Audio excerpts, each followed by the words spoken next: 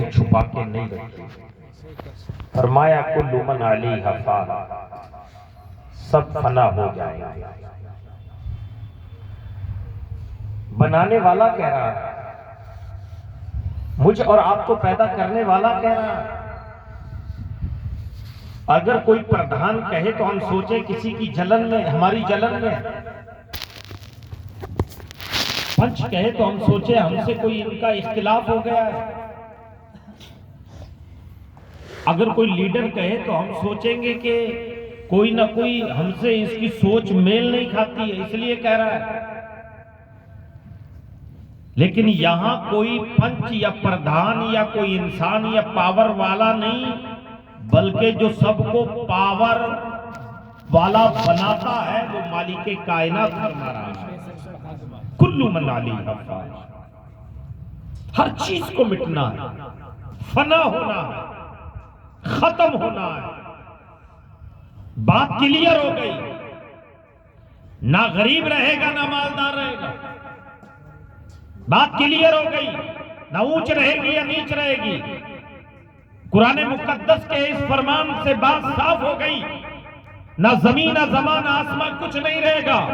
وَيَبْقَى وَجْهُ رَبِّكَ ذُو الْجَلَالِ وَالْإِكْرَامِ، بس باقی رہنے والی ایک ہی ذات ہے، وہ رب ذو الجلال وحدہ لا شریک، خالق کائنات، ہمارے مالک کی ذات ہے۔ سبحان اللہ سبحان اللہ۔ آج وقتی طور پہ کوئی پاور میں آ جائے تو ہمارا خیال، ہماری سوچ رہتی ہے اس سے جڑ جاؤ، فائدہ ہو جائے گا، اس سے تعلق مضبوط کر لو، بہت فائدہ ہوگا۔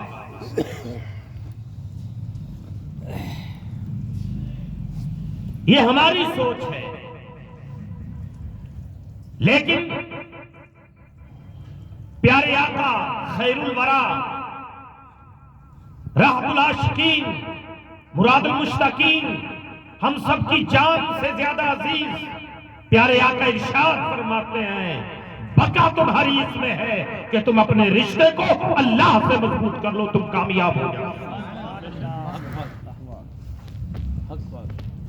تمہاری ہر مراد تمہاری آواز نکلنے سے پہلے پوری کر دی جائے گی، چھاؤں کو تمہاری چاہت سے پہلے مکمل کر دیا جائے گا، تمہاری آرزوؤں کو تمہارے دل کی آہ نکلنے سے پہلے پایہ تکمیل تک پہنچا دیا جائے گا، کیونکہ تمہیں اپنا رشتہ جو مضبوط کیا ہے وہ کسی لیڈر سے نہیں، کسی دنیا دار سے نہیں، کسی پیسے اور پاور والے سے نہیں، بلکہ خالق کائنات سے کیا ہے، جو جب چاہتا ہے تو سوکھوں میں پیڑ کو پیدا کرتا ہے، جب چاہتا ہے تو اس پانی کے اوپر زمین کو کہتا ہے سوکھ جا اور رک جا، تو چلتے دریاؤں کی تہوں کے اوپر اس زمین کو کھڑا کر دیتا ہے۔ اس پاور سے تم نے تعلق جوڑا ہے، جب وہ چاہتا ہے تو اس زمین میں، جب چاہتا ہے حکم دیتا ہے پہاڑ کی شکل اختیار کر لے تو یہ مٹی پہاڑ کی شکل اختیار کر لیتی ہے، کہتا ہے ہموار ہو جا تو یہ زمین ہموار ہو جاتی ہے، کہتا ہے یہاں سے پیڑ کو اگنا ہے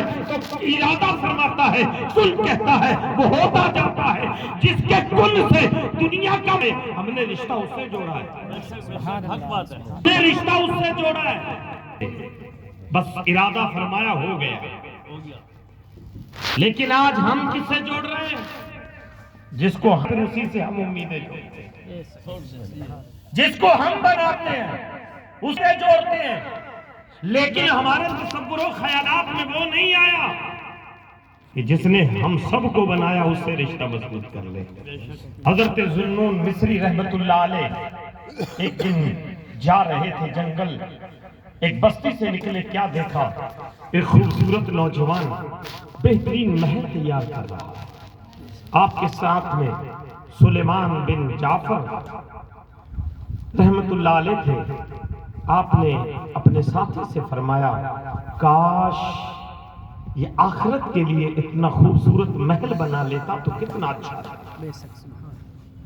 اب دیکھتے رہے، حضرت ذوالنون مصری رحمت اللہ علیہ یہ بھی بہت ایک پائے کے بزرگ گزرے، اب دیکھتے رہے، نوجوان اتنی دلچسپی سے اپنے مکان کی نگرانی کر رہا تھا اور معمار یعنی مستری کو بار بار ٹوک رہا تھا، ادھر یہ ایسا کرو، ادھر یہ ایسا کرو۔ حضرت ذوالنون دیکھتے رہے، کافی وقت گزر گیا، نوجوان کو بلایا، کہا بیٹا اس میں تمہارے کتنے پیسے خرچ ہوں گے؟ کہا 1,00,000 دینار خرچ ہوں گے۔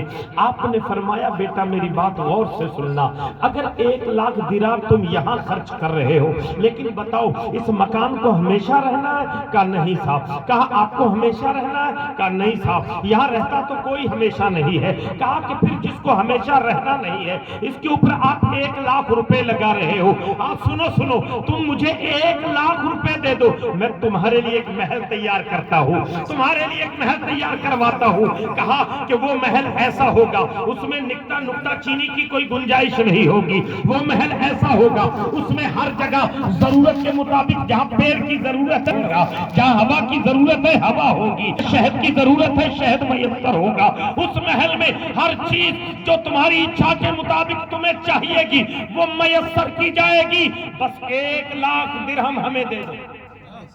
سبحان اللہ۔ کیا تم چاہتے ہو تمہیں ایسا مکان دیا جائے، ایسی کوٹھی تمہیں تعمیر کر کے دلوائی جائے جس میں کسی طرح کا کوئی نقص عیب نہ ہو؟ وہ نوجوان ششو پنج میں پڑ گیا، بے چینی میں پڑ گیا، سوچن لگ گیا کراں تے کی کراں۔ جلے سوچیا تا کہن لگیا بابا اجازت ہوئے تا میں نے ایک رات دی مہلت دینے ہو؟ اللہ والے تھے، انہوں نے کہا ٹھیک ہے بیٹا سوچ لے۔ رات کو نوجوان غور و فکر کرنے لگ گیا، کس دل کی دنیا تو بدل گئی تھی، ایک اللہ والے کی نظر پڑی، بدل گئی تھی دنیا، لیکن دنیا کا بھی دماغ پر اوپر نشہ تھا۔ سوچنے لگ گیا، پوری رات گزر گئی، آخر فیصلہ یہی ہوا کہ کیوں نہیں جو وہ بزرگ جو بات کہہ رہے ہیں اسی پہ عمل کیا جائے۔ جب دنیا میں 1,00,000 روپے خرچ کر سکتا ہوں، کیوں نہیں بے عیب ایک بنگلہ لیا جائے؟ لگ تو 1,00,000 دینار ہی رہے ہیں۔ صبح ہوئی، اپنے مکان سے باہر نکلا، دروازے پہ بیٹھ گیا۔ وہ اللہ والا ذوالنون مصری رحمت اللہ علیہ، حضرت سلیمان بن جعفر دونوں آتے ہیں، کیا دیکھتے ہیں نوجوان بے چین اپنے دروازے پر بیٹھا ہے۔ حضرت ذوالنون نے اس کے قریب آئے اور آنے کے بعد پوچھا اے نوجوان کیا سوچا تو نے؟ کیا سوچنا کیا تھا؟ جو تم نے کہا تھا اس پہ میں نے مکمل اپنا ارادہ بنا لیا۔ سبحان اللہ، سبحان اللہ۔ میں نے مکمل اپنا ارادہ بنا لیا ہے۔ اللہ اکبر۔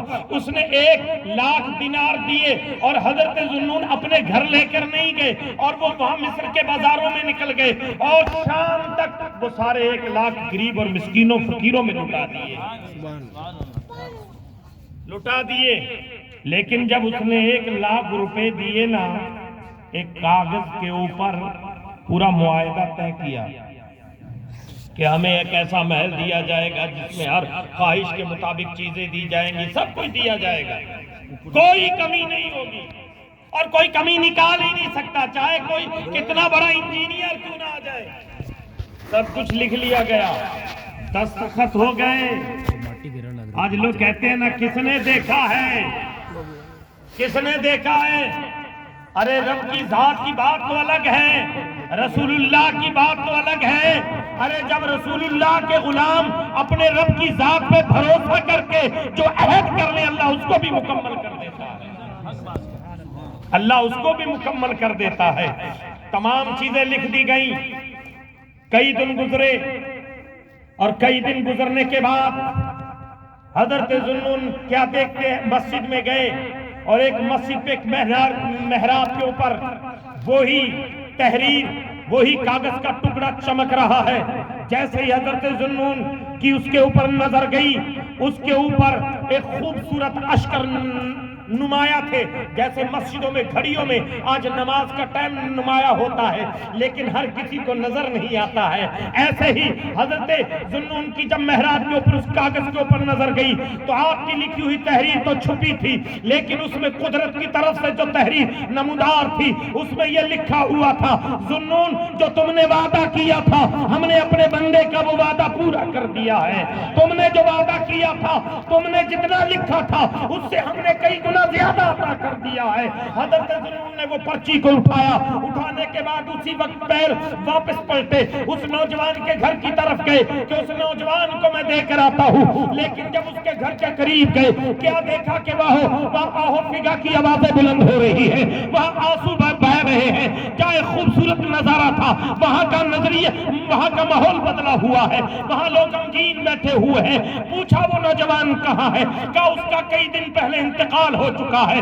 پوچھا گیا کہ اس کو غسل کس نے دیا تھا، اس کو کس نے دفنایا تھا، قبر میں کس نے اتارا تھا؟ جب بلایا گیا ایک غسل دینے والا آیا، اس نے کہا میں نے غسل دیا تھا، میں نے قبر میں اتارا تھا۔ کیسے نوجوان نے کوئی وصیت کی تھی، کوئی آپ کو کوئی مشورہ دیا تھا؟ کہا ہاں وصیت کی تھی، کہا تھا مجھے غسل بھی دینا، مجھے یہ کفن بھی پہنا دینا، لیکن ساتھ میں یہ پرچہ بھی رکھ دینا، یہ پرچہ بھی رکھ دینا۔ جیسے ہی وہ غسل دینے والے کے ہاتھ میں حضرت ذوالنون نے وہ پرچہ دیا، وہ اشکبار ہو گیا، آنسو جاری ہو گئے کہ اللہ کے محبوب بندے، ہاں ہاں یہی پرچہ تھا جو میں اپنے عزیز کی قبر پر رکھ کے تمہارے پاس کیسے آیا، تمہارے پاس کیسے آیا؟ کہا جس پہ یقین کر کے میں نے یہ ذمہ لیا تھا، اس نے یہ واپس لٹا کے میرے اوپر سے ذمہ اٹھا کے میرے اوپر سے بوجھ کو اتار دیا ہے، اور یہ فلاں مسجد کی محراب پہ مجھے ملا ہے۔ وہ غسل دینے والا حضرت ذوالنون کے قدموں میں گر گیا، کہنے لگا سرکار یہ کیسے ہوا؟ کہا بس 1 لاکھ میں سودا ہو گیا تھا، 1 لاکھ میں سودا ہو گیا تھا۔ کہا کہ حضرت مجھ سے 2 لاکھ لے لیں، لیکن کہا وہ وقت کی بات رب نے قسمت میں لکھ دیا۔ تو میں کہنا چاہتا ہوں پیارے، اللہ کہہ رہا ہے کل من علیہا فان۔ ہم نے یاری کس سے لگائی؟ مکانوں کی خوبصورتیوں سے لگائی۔ ہم نے اپنا رشتہ کس سے مضبوط کیا؟ جس کے بہت پیسہ آ گیا اس سے ہم نے رشتہ جوڑا۔ ہم نے کس سے رشتہ جوڑا؟ ہم نے اس سے رشتہ جوڑا جس کے ہاتھ میں پاور آ گئی۔ میں کہنا چاہتا ہوں، اللہ کہتا ہے قرآن میں فرماتا ہے لَقَدْ خَلَقْنَا الْإِنسَانَ فِي أَحْسَنِ تَقْوِيمٍ۔ اس نے ہر انسان کو بہت خوبصورت بنایا ہے، بہت خوبصورت بنایا ہے۔ ہم لوگ بہت خوبصورت ہیں، چمڑی کے رنگ کو مت دیکھو۔ جب بنانے والا کہہ رہا ہے لَقَدْ خَلَقْنَا الْإِنسَانَ فِي أَحْسَنِ تَقْوِيمٍ، بنانے والا فرما رہا ہے ایک کے لیے نہیں، سب کے لیے، سب انسانیت کو خوبصورت بنایا ہے اس نے۔ ہم اپنی نظر سے دیکھتے ہیں، وہ اپنے فضل سے دیکھتا ہے، اپنی قدرت سے دیکھتا ہے۔ بنانے والے نے بہت خوبصورت بنایا۔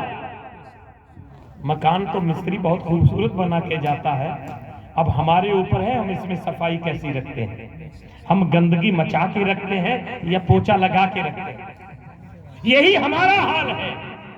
بنانے والے نے ہمیں خوبصورت بنا دیا، اب ہم اس گھر کو، اس جسم کو گناہوں سے سجاتے ہیں یا نیکیوں سے سنوارتے ہیں۔ ہم جیسا اس میں ہم جیسی صفائی اور جیسے خیال اور جیسے ارادے بناتے جائیں گے، یہ ہماری جسم سنورتا جائے گا۔ ہم نے قرآن کی تلاوت سے سجایا، ہم نے نمازوں کے سجدوں سے سجایا، ہم نے اس ہاتھ سے غریبوں کی مدد کر کے اس ہاتھ کو سخی بنایا، ہم نے ارادے دوسروں کی باتیں دور سے سنتے ہوئے ان کے من میں بد خیالی نہ لا کے اچھا گمان کیا، ہم نے اس ارادوں سے اپنے آپ کو سنوارا۔ اگر ہم نے قرآن کی تلاوت سے اپنے آپ کو سنوارا، ہم نے زکوٰۃ و عشر دے کر اپنے آپ کو سنوارا، غریبوں کی مدد کر کے اپنے آپ کو سجارا، اللہ کے گھر میں جھاڑو لگا کے اگر ہم نے جھاڑو لگانا اس میں اپنی بہتری سمجھی، تو جب ہم ایک نیکی کی طرف ہماری سوچ مائل ہوتی گئی، ہم سوچتے گئے، اچھا سوچتے گئے، ہم اچھے بنتے گئے، ہم اچھے ارادے کرتے گئے، ہم اچھے بنتے گئے۔ اگر ہم نے دو دور میں بات کرتوں کو دیکھا، ہم نے سوچا وہ کچھ اور کر رہے تھے، ہم نے بدگمانی کی، کہا یہ تو میرے بارے میں سوچ رہا ہے، اب وہ قریب نہیں ہے، ہم بدگمانی کرتے گئے، ہمارے اندر شیطانیت پیدا ہوتی گئی۔ اذان ہو رہی تھی، ہم اذان کو ایک معمولی سی چیز سمجھتے چلے گئے اور ہم گزر گئے، ہمارے اندر شیطان اپنا اڈا بناتا گیا، قرآن کی تلاوت ہو رہی تھی، ہم نے مذاق بن کے اپنی گپ شپ میں لگے رہے، ہمارے اندر شیطان اپنی جگہ بناتا گیا۔ اب یہ دل شیطان کی جگہ نہیں، رحمان کی جگہ ہے، رحمان کے ذکر کی جگہ ہے۔ تو اب ہم اس دل کو، اس جسم کو یا تو ذکر خدا میں لگا لیں، ذکر رسول میں لگا لیں، تو ہم نایاب ہیں، ہم کامیاب ہیں، ہمارا جینا بھی کامیاب، ہمارا مرنا بھی کامیاب، ہماری قبر کی زندگی بھی کامیاب، ہمارا حشر میں اٹھنا بھی کامیاب، اور وہاں ہمارا حساب بھی کامیاب۔ اور اگر ہم یہاں رہے، تیری میری میں لگے رہے، پیسوں میں ہی کامیابی سمجھی، تو ابو بکر صدیق، اگر پیسوں میں کامیابی ہوتی تو حضرت ابو بکر صدیق مکے کی عدالت کو ٹھوکر نہیں مارتے۔ اگر صرف دولت میں ہی کامیابی ہوتی تو ابو بکر صدیق دولت کو سینے سے لگاتے۔ اگر بہادری اور پنچیوں میں ہی پاور ہوتی تو عمر فاروق مکے کے چودھریوں میں ایک وہ بہترین لیڈر تھا کہ جو کھڑا ہو جاتا تھا تو مکے کے لوگ کانپ جایا کرتے تھے۔ لیکن پیارے، اس عمر نے بھی اپنی گردن کو مصطفیٰ کے قدموں میں ڈالا، قدم میں ڈالا۔ پتہ کیا چلا؟ غلامی مصطفیٰ میں جو کامیابی ہے وہ دنیا کی کسی کونے میں کامیابی نہیں ہے۔ اور آج ہم لوگ بھی، ہمیں اپنے بزرگوں کی کچھ چیزوں سے بہت پیار ہے۔ ہم یہ 40ویں کی فاتحہ سجاتے ہیں، اس میں بھی بڑا راز ہے، اس میں بھی بڑا راز ہے، بہت بڑا راز ہے اس میں۔ کیونکہ جب حضرت آدم علیہ السلام کا خمیر تیار کیا گیا، بس اشارہ کر کے گزر رہا ہوں، خمیر تیار کیا گیا تو 39 دن غم کی بارش ہوتی رہی۔ کس کی؟ غم کی بارش ہوتی رہی خمیر آدم علیہ السلام پر۔ 40ویں دن رحمت کی بارش ہو گئی، جو رب کی منشا تھی، قدرت کی جو منشا تھی، آدم علیہ السلام کا جسم تیار کر دیا گیا۔ تو 40 میں کچھ تو خاص ہے، کچھ تو خاص ہے کہ حضرت آدم علیہ السلام کا جسم جو تیار کیا گیا وہ 40ویں دن خمیر سے تیار کیا گیا۔ حضرت یونس علیہ السلام مچھلی کے پیٹ میں رہے 40 دن، اور اللہ والوں کے قرب کا اتنا فائدہ ہوتا ہے کہ مچھلی کے پیٹ میں یونس علیہ السلام رہے تو ایک تو جانوروں نے دیدار کیا، دوسرا جملہ حلال جانوروں میں اللہ نے مچھلی کو وہ امتیاز دے دیا کہ سب پہ تو اللہ اکبر کہہ کر چھری چلتی ہے تو ذبح ہوتے ہیں، لیکن مچھلی کو اللہ نے وہ مقام عطا کر دیا کہ چھری چلانے کی ضرورت نہیں ہے، ذبح۔ قرب مل گیا نا، قرب مل گیا۔ اسی لیے ہم کہتے ہیں نکتہ چینیوں میں نہ پڑھ کے بڑوں کا قرب حاصل کر لو۔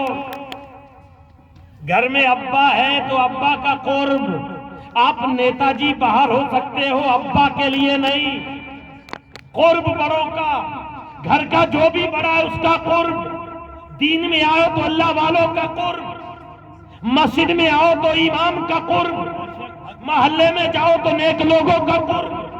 جیسی مجلس میں جاؤ گے ویسا ہی کچھ پالو گے، اچھوں کی مجلس میں جاؤ گے اچھے بن جاؤ گے، بروں کی مجلس میں جاؤ گے اپنے آپ اور اپنے پریوار کو ختم کر دو۔ تو یونس علیہ السلام 40 دن، حضرت آدم علیہ السلام کا خمیر 40 دن۔ آگے بڑھے ہیں، حضرت یوسف علیہ السلام اپنے پریوار سے جدا رہے 40 سال۔ گنتی تو 40 کی ہے نا، چاہے 40 دن ہو یا 40 سال ہو، ہم اپنوں بڑوں کے بعد 40 سال زندہ ہیں تو 40 سال ہی سالے سے بات کرتے رہتے ہیں۔ 20 سال ہے تو 20 سال، 30 سال ہے تو 30 سال، لیکن 40 میں کچھ تو خاص ہے نا۔ 40 میں آدم کا خمیر، حضرت آدم کے خمیر کو جسم کی شکل میں بدلا گیا۔ یوسف علیہ السلام کو 40، یونس علیہ السلام کو 40 دن کے بعد، حضرت یوسف کو 40 سال کے بعد، اور ہمارے حضور اور 40 میں خاص دیکھیے آپ، حضرت عیسیٰ علیہ السلام جب پیدا ہوئے، لوگوں نے الزام لگایا حضرت مریم پہ، اور پیدا ہوتے ہی جیسے 1-2 دن ہوئے لوگوں نے چیمگوئیاں ہوئی تو حضرت مریم کی طرف لوگوں نے انگلی اٹھانا چاہی، رب کی طرف سے اشارہ ہوا کہ لوگوں کی طرف اشارہ کر، میں بچے کی طرف اشارہ کرو، یہی بتائے گا، تمہیں گواہی دینے کی ضرورت نہیں ہے۔ اب رب کی قدرت، ہمارا دماغ، ہماری ذہنیت، ہماری سوچ، سوسائٹی یہ کہتی ہے 1 سال اور 6 مہینے 8 مہینے سے پہلے بچہ بولتا نہیں، لیکن قرآن کہتا ہے ابھی 2 دن ہی کے تھے۔ عیسیٰ علیہ السلام چند دن کے تھے، لیکن ماں کی پاکی کو بیان کر رہے ہیں، اپنے رسول ہونے کا بتا رہے ہیں، اور جو کتاب لائے ہیں اس کے بارے میں جو کتاب حضرت عیسیٰ کو دی جائے گی۔ پتا کیا چلا؟ رب چاہتا ہے تو 1 دن کے بچے کو بولی عطا کر دیتا ہے، جب چاہتا ہے تو بتاؤ، جب عیسیٰ نبی چند دنوں کے بعد بول سکتے ہیں اور اپنے رسول ہونے کا بتا سکتے ہیں، تو کیا ہمارے پیغمبر جن کے صدقے میں اللہ نے پوری کائنات کو بنایا، وہ پیدا ہوتے ہی نبی نہیں؟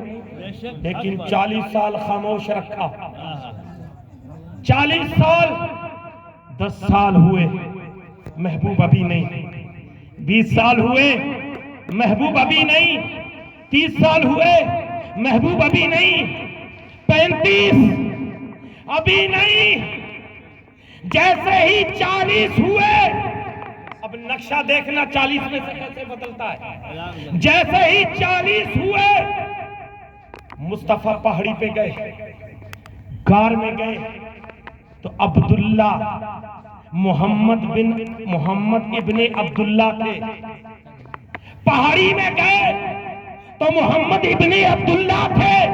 40 سال کی مدت میں جب پہاڑی پہ گئے تو محمد ابن عبداللہ تھے، جب 40 کے بعد پہاڑی سے باہر نکلے تو اب محمد بن عبداللہ کی شکل میں نہیں، محمد رسول اللہ کی شکل میں نکلے، اور فرمایا اے مکے والوں سنو، میں اللہ کا رسول۔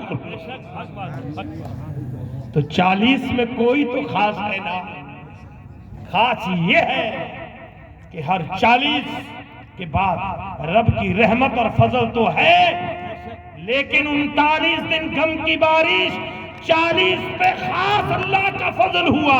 ہم عاشقوں نے اپنے مردوں کے لیے یہ طے کر لیا ہے کہ ہاں جب اللہ نے ہر جگہ 40 پہ اپنوں کو فتح و نصرت عطا کی، اعلان نبوت کروایا، تو ہم نے بھی اس نسبت سے اپنے مردوں کے لیے 40ویں دن دعائیں کرنا شروع کر دی، خاص طریقے سے دعا کی، اس لیے کہ ہر 40ویں پہ اللہ کی جب خاص عنایت ہوتی ہے۔ ہم چاہتے ہیں جس باپ نے ہمارے لیے پراپرٹی کو بنایا، جس بہن نے ہمارے لیے زمین کو چھوڑا، جس ماں نے ہمارے لیے اپنے سکون کو بے چینی میں بدلا، جس اپنے بھائی نے ہمارے لیے اپنے جسم کو قربان کر کے ہماری خوشیوں کو دیکھنا چاہا، آج نہ تو اس پہ نماز فرض رہی ہے، نہ روزہ فرض رہا ہے، نہ زکوٰۃ فرض رہی ہے، نہ کوئی نیکی والا کام اس کے اوپر فرض رہا ہے، وہ بری ذمہ ہو گیا، اس لیے کہ وہاں چلا گیا جہاں نہ روزہ ہے، نہ نماز ہے، نہ حج ہے، نہ زکوٰۃ ہے، اب کوئی کام عمل نہیں کر سکتا، سارے عمل منقطع کر دیے گئے ہیں، وہ دنیا میں ہمارے لیے کرتا رہا، اب کچھ نہیں، تو ہم نے سوچا وہ ہمارے لیے اتنا کر گیا تو ہم پیچھے سے قرآن پڑھنا شروع کر دیا، ہم نے نفل نماز پڑھنا شروع کر دی، ان کے نام پہ غریبوں کی مدد کرنا شروع کر دی، ہم نے بے سہاروں کو سہارا، ان کے نام سے ایصال ثواب کے لیے بننا شروع کر دیا۔ اب ادھر ہم بن گئے، ادھر اس کے صدقے سے اللہ کا خاص فضل ہوتا گیا۔ خاص فضل ہوتا گیا تو ملت اسلامیہ اب یہ مت سوچو کیا ہوگا کیا نہیں ہوگا، ہمارا کام کرنا ہے، اللہ کا کام ہے عطا کرنا۔ یہ نہیں ہم کریں گے تو امام صاحب بانٹیں گے۔ ہمارا امام صاحب سے اختلاف ہو سکتا ہے، مجھ سے آپ کا اختلاف ہو سکتا ہے، قاضی صاحب سے اختلاف ہو سکتا ہے، حضرت سید صاحب سے آپس میں ہو سکتا ہے، لیکن یہ سب تو اللہ کی طرف لوٹایا جا رہا ہے، رب کی طرف، اللہ کی طرف، اور واسطہ رسول اللہ کا دیا جا رہا ہے۔ اس لیے کہ جو ہم کام کر رہے ہیں یہ بھی اچھا ہے، اور جو واسطہ دیا جا رہا ہے یہ بھی رب کو پسند ہے۔ اب ہم کام تو رب کی پسند کے کر رہے ہیں، اب قبول کرنا نہ کرنا اس کی مرضی ہے۔ اپنی محنت تو کرو نا یار، بارش نہیں ہوتی آپ زمین کو صاف کر کے ہل چلا کے جوت دیتے ہو، کس پہ امید ہے؟ رب کی امید کے اوپر کہ رحمت کی پرچھا برسے گی تو یہاں سے اناج اگے گا۔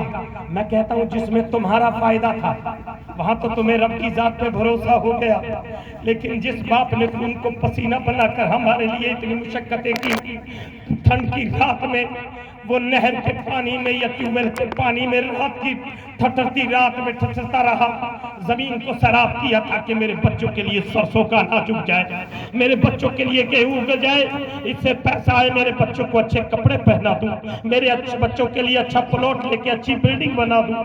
جس باپ نے اتنا کچھ کیا اس باپ کے لیے کہ قرآن پڑھ کے عیسال کر کے اللہ کی راہ میں دیکھے، کیا مسجد میں نفل پڑھ کے کیا اللہ پہ اتنا ہی یقین نہیں رہا کہ میرا اللہ اس کے صدقے سے میرے ابا کی بخشش کرے گا، میری ماں کی بخشش کرے گا، میرے بھائی کی بخشش کرے گا؟ اتنا بھی یقین نہیں رہا۔ میں کہنا چاہتا ہوں پیارے، اپنی فکر کرو، اپنی فکر کرو۔ اور اللہ قرآن میں فرماتا ہے وَمَا خَلَقْتُ الْجِنَّ وَالْإِنسَ إِلَّا لِيَعْبُدُونِ، اے بندے میں نے تجھے اپنی عبادت کے لیے پیدا کیا ہے، میں نے اپنے ذکر کے لیے پیدا کیا ہے۔ ارے جب پیدا کیا ہے، جب اس نے پیدا کیا ہے تو کس انداز میں پیدا کیا؟ آئے تو ہم محتاج تھے، جائیں گے تو محتاج ہوں۔ اب جو جس کی پیدائش محتاجی پہ ہے، جس کا جانا دوسروں کے سہارے ہے، اب وہی بندے بڑی بڑی پلاننگیں کر رہے ہیں۔ اور ایک اور پتے کی بات بتاتا ہوں، آج ہر آدمی گارنٹی کی بات کرتا ہے، ہر آدمی گارنٹی کی بات کرتا ہے۔ گارنٹی سب سے چھوٹی بات، آج کے ٹائم میں موبائل لینے چلے جائیے، دکان والے سے کہتے ہیں صاحب اس کی گارنٹی کتنی ہے؟ وہ کہتا ہے صاحب آج کل گارنٹی تو نہیں وارنٹی تو ہے۔ لیکن نقطہ فکر یہ ہے کہ گارنٹی دے یا وارنٹی دے کون رہا ہے؟ ہمیں موبائل کی گارنٹی اور وارنٹی دے کون رہا ہے؟ جس کی خود کی کوئی گارنٹی بھی نہیں اور وارنٹی بھی نہیں ہے۔ ہم نے یقین کس پہ کیا کہ ہمارا موبائل یہ صحیح کر کے دے گا، جس کی نہ گارنٹی نہ وارنٹی؟ ہم کتنے کم عقل کم سوچ، کتنے دنیا کے نشے میں غرق ہو چکے ہیں کہ بغیر گارنٹی اور وارنٹی والے کی وارنٹی اور گارنٹی پہ۔ اور وہ اس نے کہا کیا تھا کہ جناب یہ موبائل لے گے تو 4500 کا ہے اس لیے کہ اس کی وارنٹی اور گارنٹی نہیں ہے، اور یہ لوگے تو 15,000 کا اس لیے کہ اس کی گارنٹی اور وارنٹی ہے۔ ہم نے 11,000 روپے نو گارنٹی والے کی وارنٹی اور گارنٹی پہ 9,000 زیادہ دے دیے، اور مسجد میں امام صاحب نے کہا جناب مسجد کا کام چل رہا ہے، مسجد کا کام چل رہا ہے، 3,000 روپے دینا بڑی سخت ضرورت ہے، اس کی گارنٹی ہے کہ اللہ دے گا، اس کی گارنٹی ہے کہ ملے گا۔ کیا کس نے کہا؟ کہا رسول اللہ نے فرمایا۔ جس رسول اللہ کے کہنے پہ ہم نے اللہ کو ایک مانا، قرآن کو اللہ کی کتاب مانا، وہ سرکار فرماتے ہیں کہ اللہ کی راہ میں جو دیا جاتا ہے وہ 3 دیا تو 3 نہیں 7 یا 70 گنا کی شکل میں زیادہ ملتا ہے۔ تو اس جگہ امام کی کہنے پہ ہمارا نہ دل جمع، نہ ہم رکے، نہ دیا۔ ہمیں یہ ہوا پتہ نہیں پہنچے گا یا نہیں پہنچے گا، لیکن افسوس ہماری سوچوں کے اوپر کیسے تالے لگ چکے ہیں۔ اس موبائل والے پہ ہمارا یقین جم گیا جس کی کوئی وارنٹی اور گارنٹی نہیں۔ پیارے میں کہنا چاہتا ہوں بس اب اللہ کی عبادت کرو، اللہ کو راضی کرو، وہ راضی ہو گیا تو اس بات کی گارنٹی ہے کہ تم یہاں بھی سکون سے رہو گے، قبر میں بھی سکون سے رہو گے، حشر میں بھی سکون سے رہو گے، اور انشاءاللہ جہنم سے بچ کے تم جنت میں جاؤ گے۔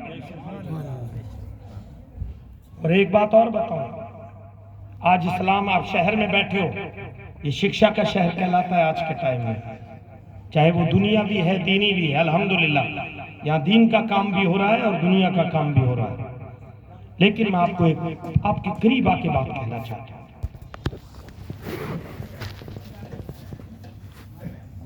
کہ ہم لوگ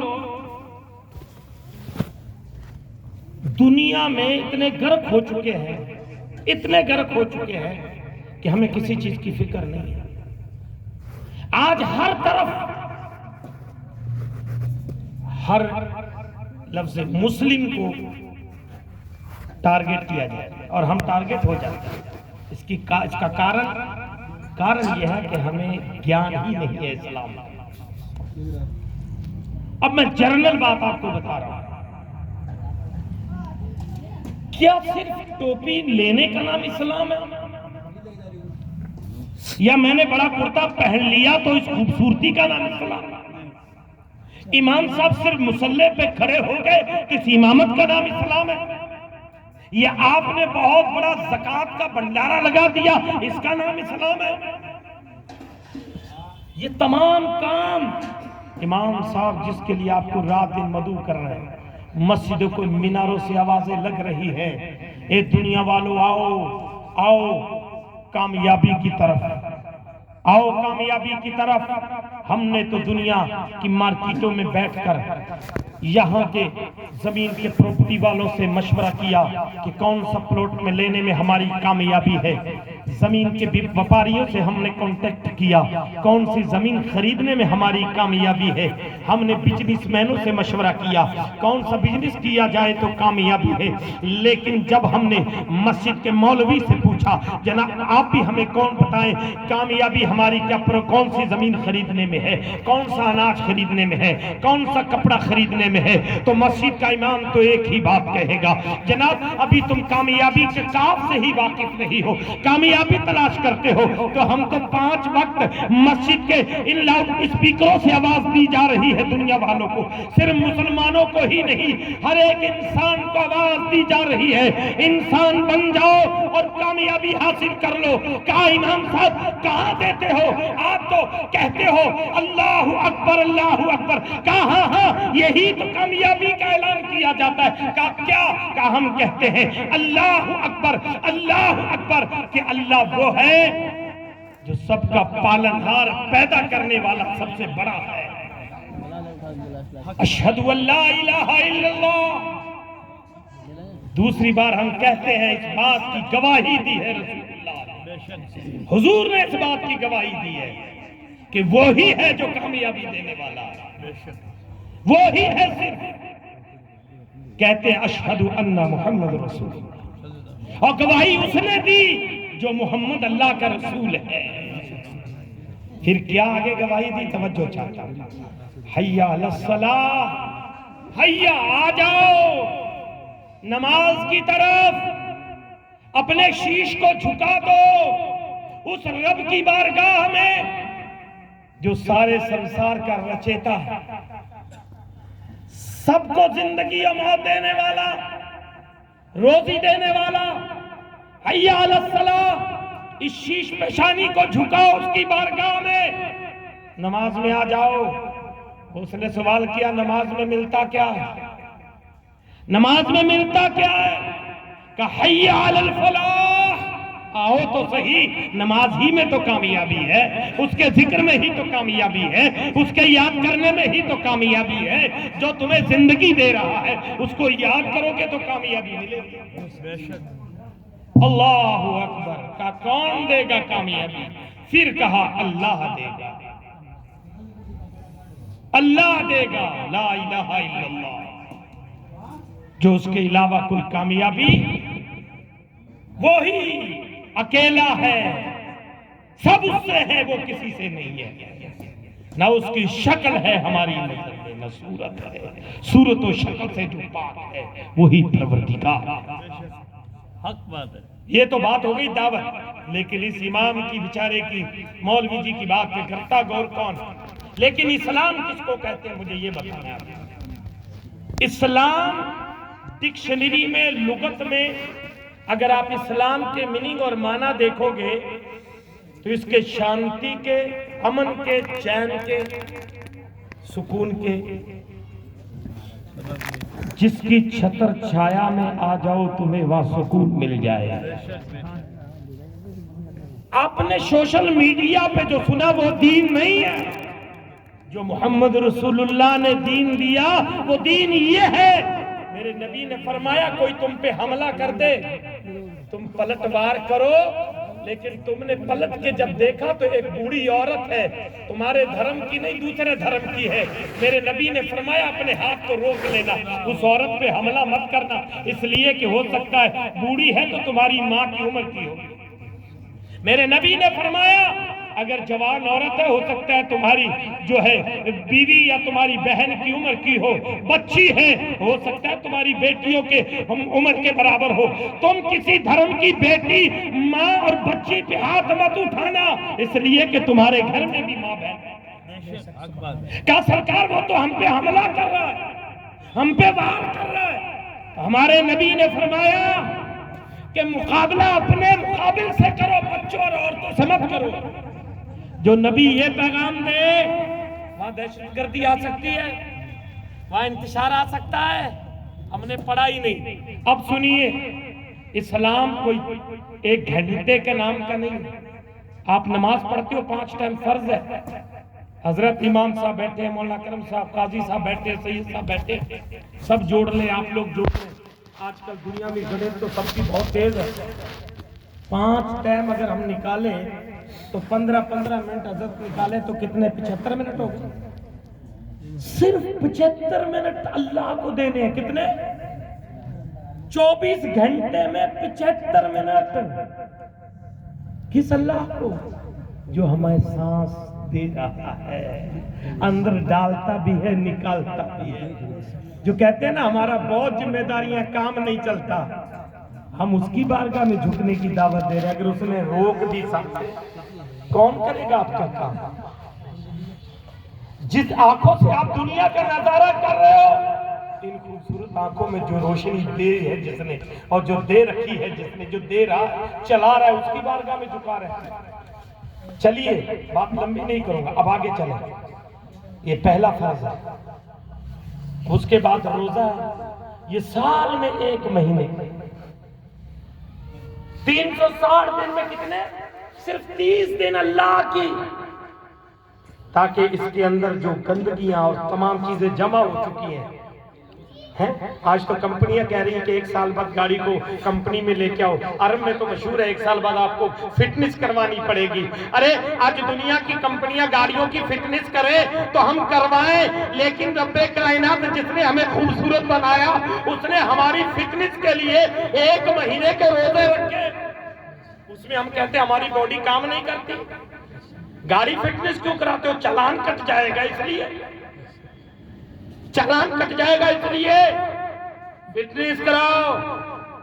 اور پھر سال میں 1 بار اگر جو اللہ نے دیا اس میں بچت ہو جائے، ہولانِ ہول سال گزر جائے تو اس میں سے 1 لاکھ ہے تو 2500 روپے غریبوں میں بانٹ دو، تاکہ تمہارا مال جو ہے پاک ہو جائے۔ پھر وہ کھاؤ گے، تم اس سے نماز پڑھو گے، پھر تمہیں سکون آئے گا۔ اور زکوٰۃ صرف 1 منٹ کا بھی کام نہیں ہے، آپ نے ادھر نکالی ادھر سے دے دی، 1 منٹ بھی نہیں لگا۔ تو زکوٰۃ دینا فرض ہے، جو 1 منٹ کا سال میں کام ہے 1 منٹ بھی نہیں لگتا۔ نمازیں فرض ہے 75، 24 گھنٹوں میں 75 منٹ اللہ کو دینے ہیں۔ اس کے بعد روزے 12 مہینوں میں 1 مہینہ اللہ کو، اور اس کے بعد اگر اللہ نے اتنا مال دے دیا کہ آپ گھر بار والوں کے لیے جتنے دن جا رہے ہو چھوڑ سکتے ہو اتنا خرچہ، تو ایک زندگی میں ایک بار اللہ کے گھر حج کرنا ہے، بس یہی تو ہے۔ سال زندگی میں ایک بار اللہ کا گھر اگر دیا ہے تو سال میں 1 مہینے کے روزے اور 1 منٹ زکوٰۃ دینا اور روزانہ 75 منٹ اللہ کو، بس کیا یہی اسلام ہے یا اتنی چیز کا نام اسلام ہے؟ یہ تو تمہارے فرض ہے، اسلام اتنی چیز کا نام نہیں ہے، یہ تو ہماری ڈیوٹی ہے، ڈیوٹی نہیں ادا کرو گے تو حساب دینا پڑے گا۔ مکمل اسلام کیا ہے؟ وَإِنَّكَ لَعَلَىٰ خُلُقٍ عَظِيمٍ، اللہ کہتا ہے میں نے اپنے محبوب کو اخلاق اور کردار والا بنا کر بھیجا ہے۔ اے محبوب کی امتیوں، اپنے آپ میں اخلاق کو اچھا کر لو، اپنے کردار کو اچھا کر لو، اس لیے کہ انسانیت تمہارے اخلاق میں چھپی ہے، انسانیت تمہارے اخلاق میں چھپی ہے، انسانیت تمہارے درد میں چھپی ہے، انسانیت تمہارے رحم میں چھپی ہے، انسانیت تمہاری ہمدردی میں چھپی ہے۔ تمہارا پڑوسی بے چین ہے، میرے نبی فرماتے ہیں تمہیں اللہ نے مال دیا لیکن تمہارا پڑوسی غریب ہے، تو میرے نبی فرماتے ہیں اب غریب کا خیال کر کے اپنے چولہے کو گرم کرنا، آنچ کو اپنے پڑوسی کا خیال کر کے تیز کرنا۔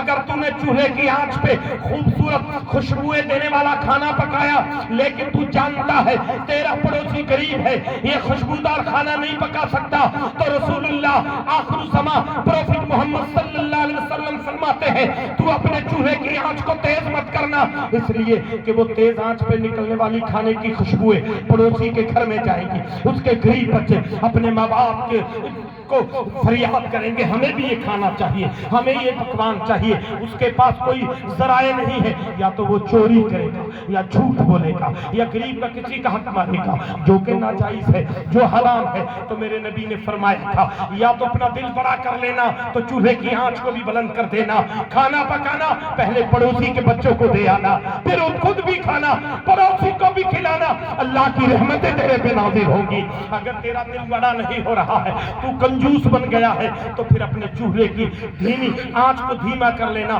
جب پڑوسی کے بچے سو جائیں تو وہ خوشبودار کھانا پکانا تاکہ پڑوسی کا دل نہ دکھے۔ مصطفیٰ نے یہ تو نہیں فرمایا نا کہ مسلمان ہو تو کا انسان